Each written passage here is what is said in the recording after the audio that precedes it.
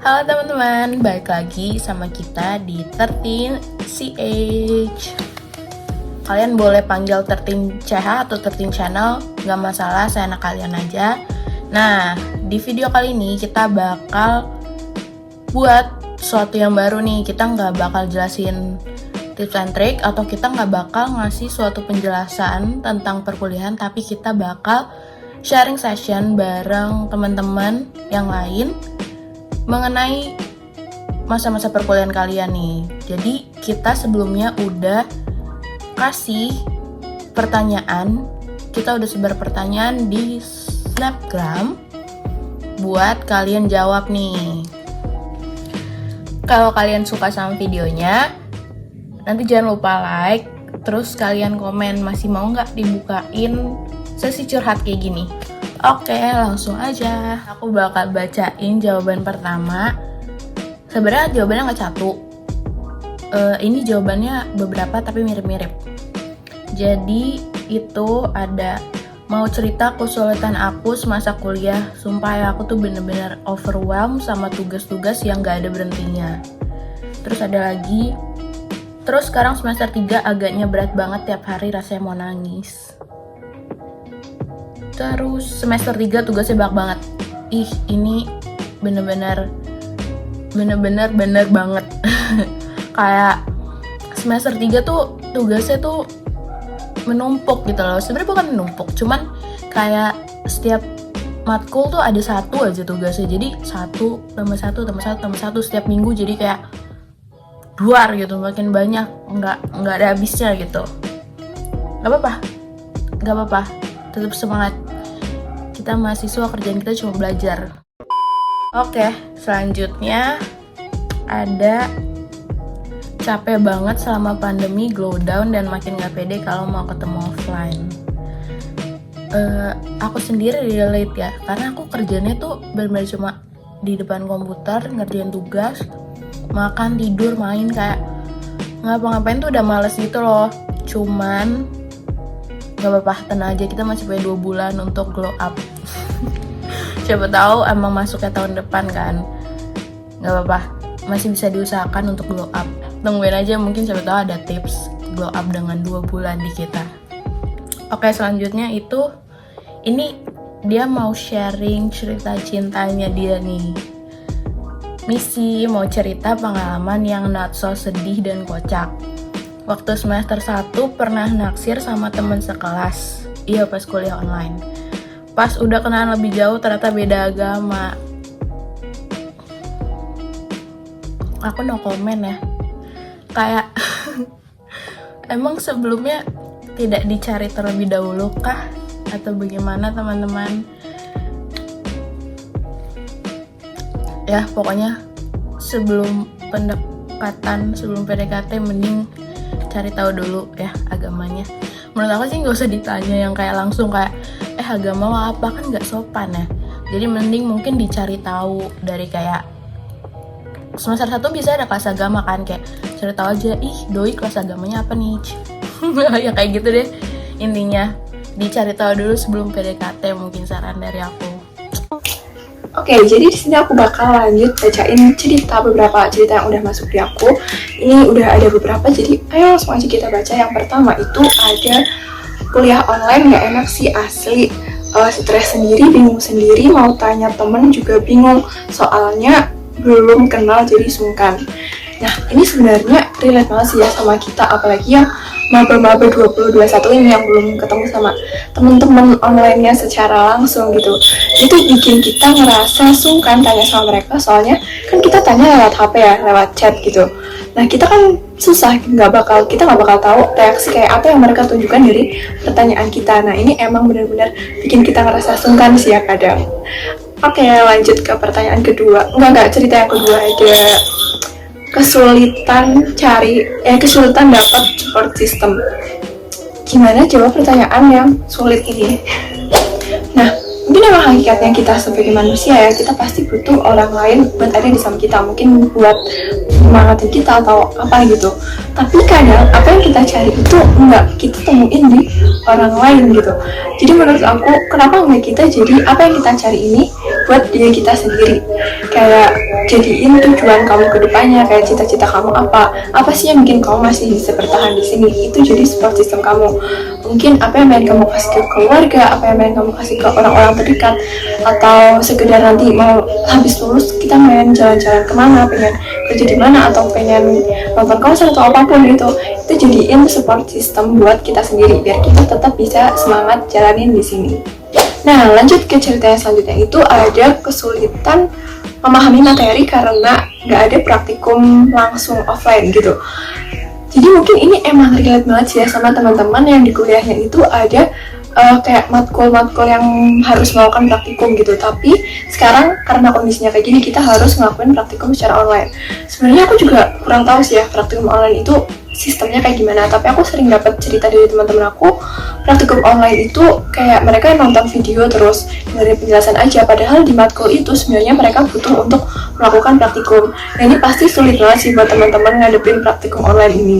Tapi ya semoga keadaannya cepat membaik, jadi kita cepat kuliah sebagaimana semestinya, termasuk praktikum online ini bisa berubah secepatnya jadi praktikum offline. Nah, selanjutnya ini ada cerita yang lumayan panjang sih ya. Jadi ceritanya gini, virtual group project tuh challenging banget ya sih. Kita discuss via Gmeet atau Zoom yang kadang buat ngobrol biasa aja patah-patah suaranya. Gimana diskusinya bisa jalan, apalagi kalau temen kelompoknya free rider alias numpang nama doang.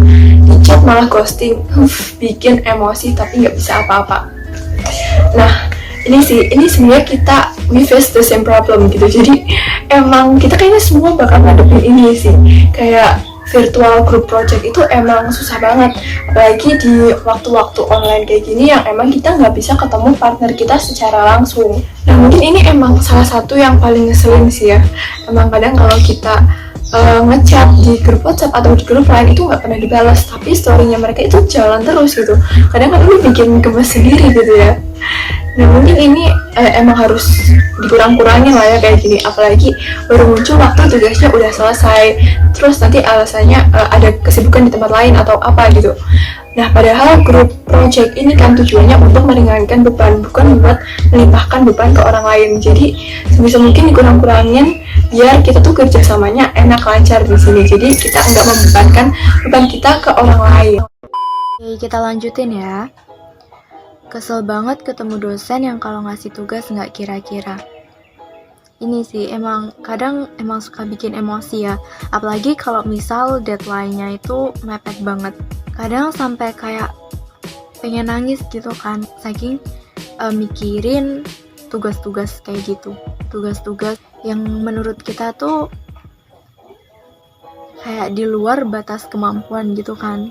Apalagi ditambah sama tugas-tugas yang lain juga, pasti bikin emosi. Tapi kalian keren banget sih, bisa nyelesain tugas-tugas yang gak kira-kira itu, walaupun pas ngerjainnya tuh sambil emosi, kesel. So, keren banget. Next. Hari ini saya capek banget, habis maghrib main soalnya udah gak ada tugas. Pulang jam 9-an ngecek website kampus, ada tugas dari dosen. Suruh resume sama bikin PPT individu. Besok pagi presentasi individu. Sekian, terima kasih. Oke, sama-sama. Kalau kayak gini pasti kaget banget gak sih? Kayak udah merasa plong, gak ada tugas. Pas pulang malahan ada tugas dadakan. Kalau kayak gini pasti auto begadang ya. Oke, semangat presentasinya. Oke, kita next lagi. Kalau tugas kelompok ya, namanya doang tugas kelompok, tapi yang ngerjain cuma orang yang peduli. Pengenku sih siapapun yang bakal jadi menteri pendidikan, tolong hapus aja tugas kelompok. Mungkin di antara kalian kalau ada yang pengen mencalonkan diri jadi menteri pendidikan, dapat masukan nih. Katanya hapus aja tugas kelompok. Tapi sebenarnya tugas kelompok itu banyak manfaatnya kok. Jadi itu bisa melatih kita soal teamwork. Jadi teamwork itu dibutuhin banget kan di dunia kerja. Jadi ini bisa melatih kita sih. Tapi kalau yang ngerjain cuma beberapa doang ya kayak percuma juga gak sih kerja kelompok. Mungkin salah satu caranya coba deh diancam.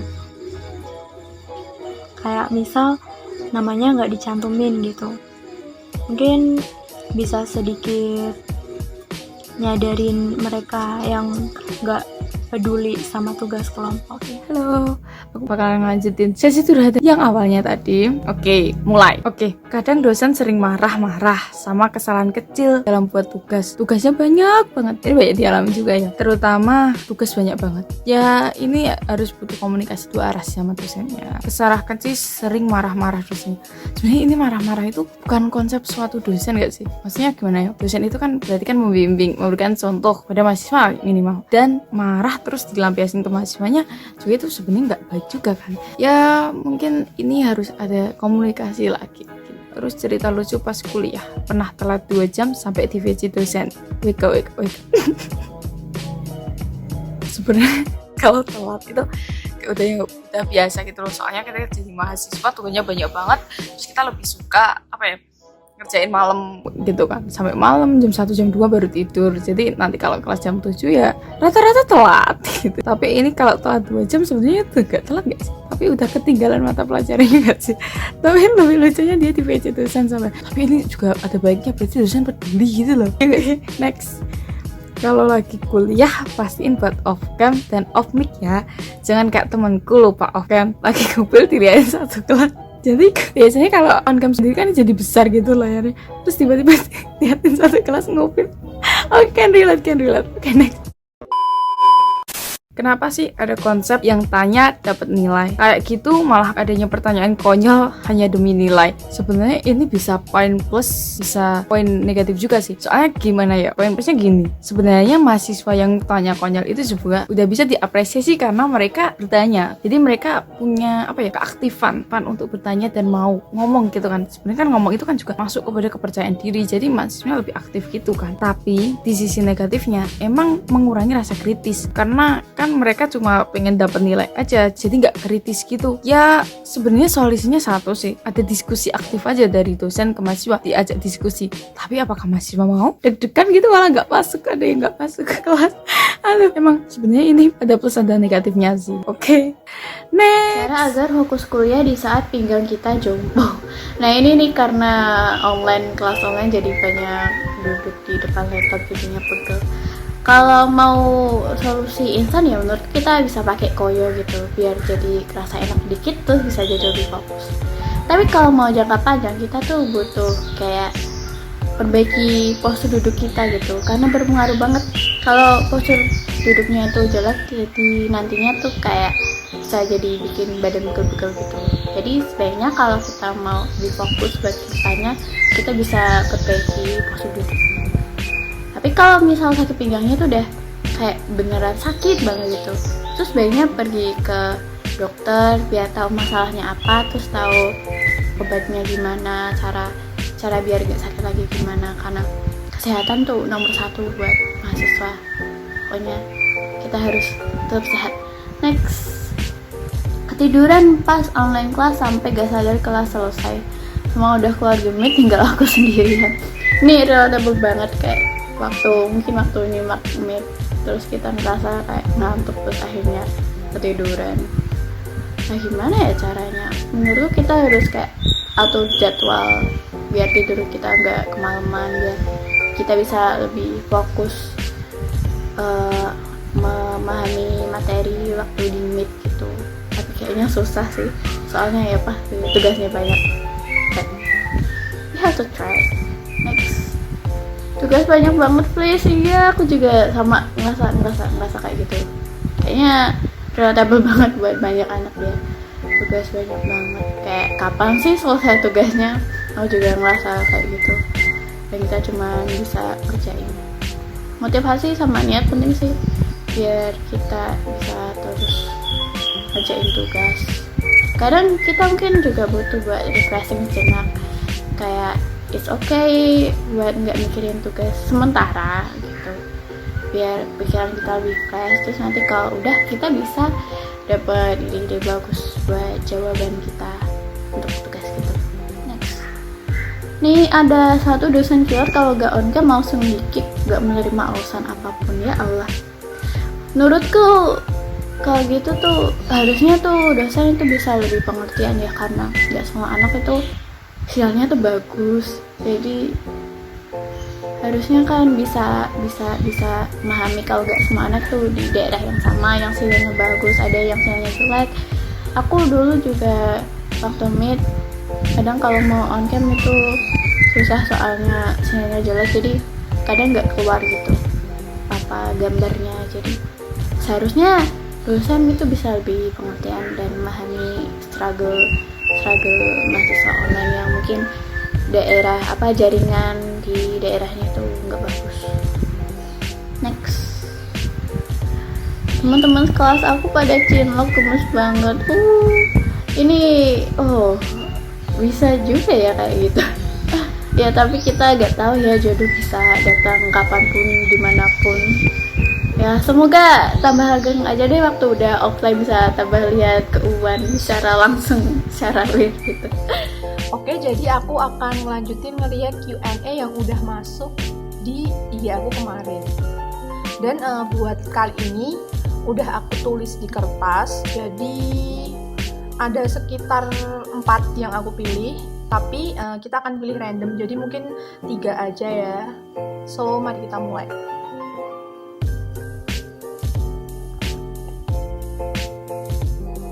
Mari kita baca dan buka.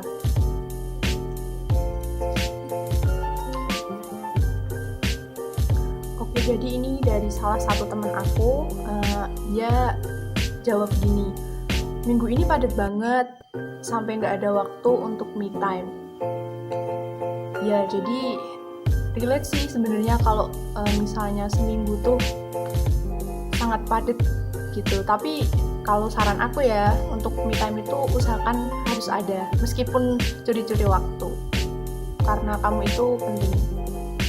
Kita lanjut ke yang kedua. Nih,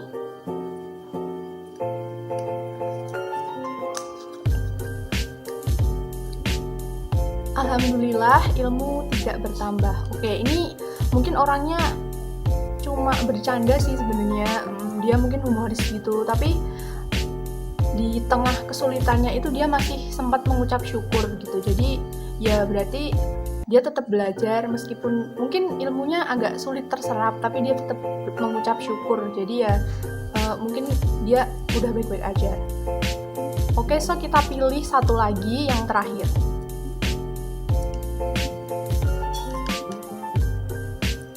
Stres banget sih, itu kata temen aku kemarin. Jadi kalau dia udah sampai sambat kayak gitu ya, menurut aku ini harus istirahat. Terus karena dia udah melalui 1 minggu sampai ketemu weekend, itu tuh kayak keren banget, udah bisa melewati 1 minggu sampai weekend, dan bakal ketemu minggu depannya lagi. Jadi kalau misalnya stres, nggak apa-apa, istirahat aja, dan semoga buat minggu depannya bisa lebih baik. Pokoknya itu sih, jangan lupa istirahat dan jangan lupa bahagia. Relate, semuanya relate banget sama yang dirasain, tapi it's okay, kita pasti bisa kok. Oke, jadi teman-teman mungkin itu aja ya buat konten curhat dari 13CH kali ini, dan gimana bisa ketemu sama semua kru dari 13CH, pasti teman-teman jadi lebih kenal gitu kan ya. Jadi buat konten yang akan datang jangan lupa dinantikan, dan jangan lupa buat like, komen, share, dan subscribe channel kami, dan pastinya share juga ke teman-teman kalian yang banyak. Dan terima kasih, sampai jumpa lagi.